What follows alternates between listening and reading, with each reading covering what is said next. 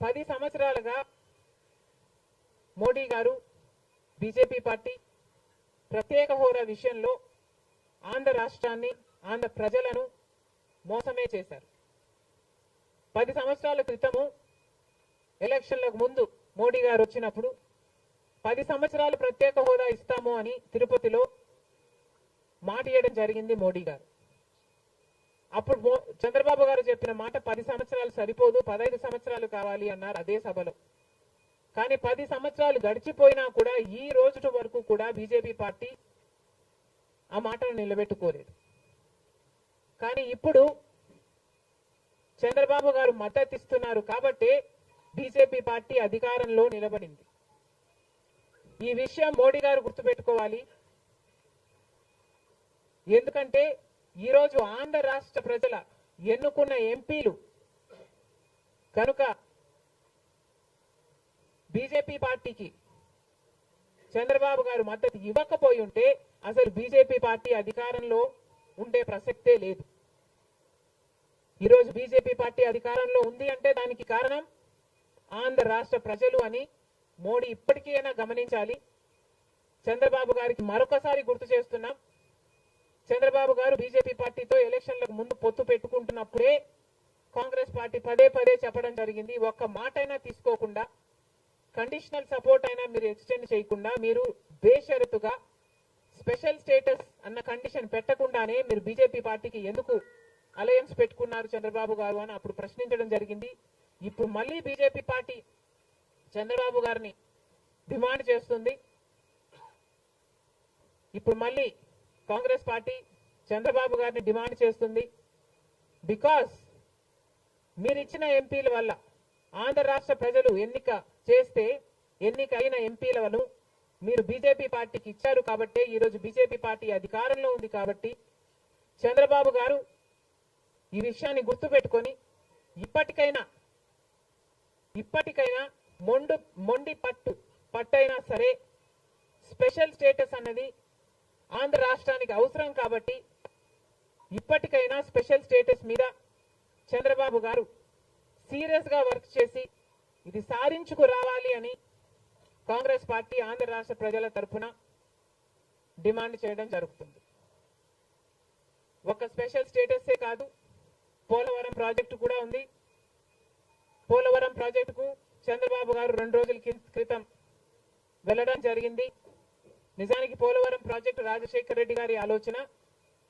2004లోనే రాజశేఖర రెడ్డి గారు 10,000 కోట్లతో 20 లక్షల ఎకరాలకు నీళ్లు ఇవ్వాలి అని తలపెట్టిన ప్రాజెక్టు పోలవరం ప్రాజెక్టు. రాజశేఖర రెడ్డి గారి హయాంలోనే కుడి ఎడమ కాలువలు పూర్తి చేయడం జరిగింది.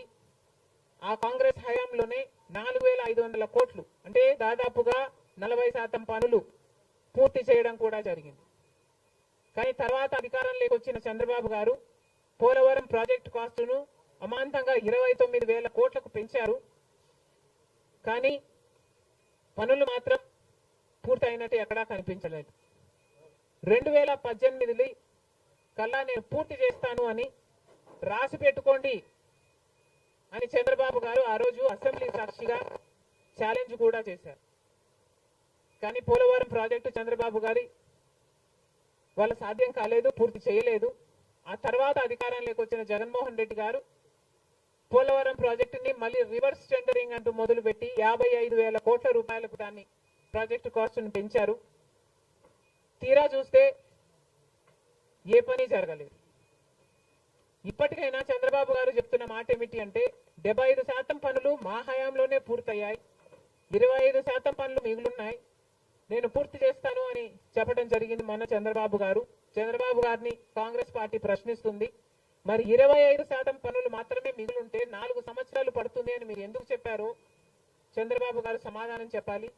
పోలవరం ప్రాజెక్టు మీద ప్రజలకు క్లారిటీ లేదు కాబట్టి పోలవరం ప్రాజెక్టు మీద ఒక వైట్ పేపర్ మీరు రిలీజ్ చేయండి. దాంట్లో అసలు పోలవరం పరిస్థితి ఏమిటి, దాని డిజైనింగ్ దగ్గర నుంచి మొదలు పెడితే అసలు దాని ప్రస్తుత పరిస్థితి ఏమిటి, మీరున్న 5 సంవత్సరాల అధికారంలో ఉన్నప్పుడు ఏం చేశారు, తర్వాత జగన్మోహన్ రెడ్డి గారు ఏం చేశారు, ఇప్పుడు ఏమి చేయాలి, కథ ఏమిటి, అన్నిటి మీద చేస్తుంది. ఇదే కాకుండా రాష్ట్రంలో ఎన్నో సమస్యలు ఉన్నాయి. ఏపీ రీఆర్గనైజేషన్ యాక్ట్ లో మనం తెచ్చుకోవాల్సింది, సాధించుకోవాల్సింది ఎన్నో ఉన్నాయి. అవన్నీ కూడా క్యాపిటల్ సిటీ అయితేనేమి, పోర్ట్లు అయితేనేమి, కడపలో స్టీల్ ఫ్యాక్టరీ అయితేనేమి, వీటన్నిటి మీద చంద్రబాబు గారు పని చేయాల్సి ఉంటుంది. మన రాష్ట్రంలో ఎక్కడా లేని విధంగా 50 లక్షల మంది బిడ్డలు ఉద్యోగాలు లేకుండా ఉన్నారు.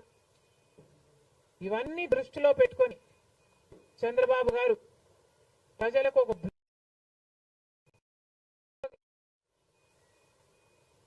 బాగుంటుందని కాంగ్రెస్ పార్టీ భావిస్తుంది. ఇదే కాకుండా చంద్రబాబు గారు సూపర్ 6 ఈ గ్యారంటీలతో చంద్రబాబు గారు ఎన్నికలకు వెళ్లారు. దీంట్లో యువతకు 20 లక్షల యువత వరకు ఉద్యోగ అవకాశాల కల్పన కల్పిస్తామని చెప్పారు. లేదా 3,000 రూపాయలు ప్రతి నెల ప్రతి నిరుద్యోగికి నిరుద్యోగ భృతి ఇస్తామన్నారు చంద్రబాబు గారు. అదే కాకుండా స్కూల్కు వెళ్లే పిల్లలకు ప్రతి విద్యార్థికి 15,000 రూపాయలు సంవత్సరానికి ఇస్తామని చెప్పారు. ప్రతి రైతుకి 20,000 రూపాయలు ఆర్థిక సహాయం ఇస్తామన్నారు. ప్రతి మహిళకు నెలకు 1,500 ఆర్థిక సహాయం, అంటే ప్రతి మహిళకి కూడా ఒక పెన్షన్ లాగా 1,500 ఇస్తామని చంద్రబాబు గారు మాటిచ్చారు.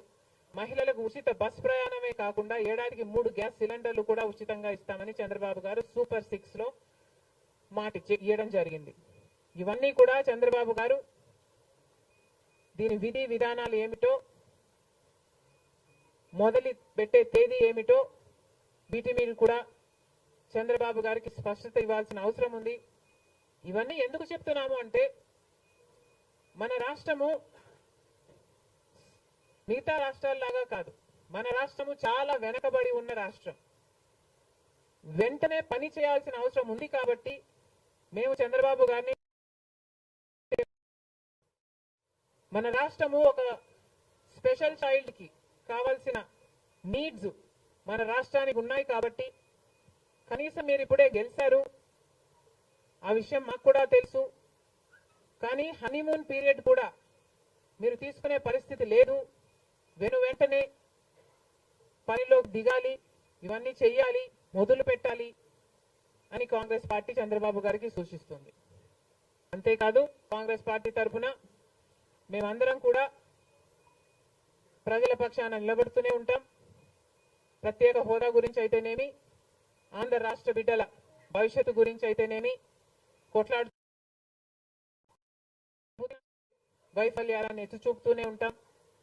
ఒక కన్స్ట్రక్టివ్ అపోజిషన్ గా కాంగ్రెస్ పార్టీ నిలుస్తుందని ఆంధ్ర రాష్ట్ర ప్రజలకు మరొకసారి ఏపీపీసీసీ మాటిస్తుంది. Thank you.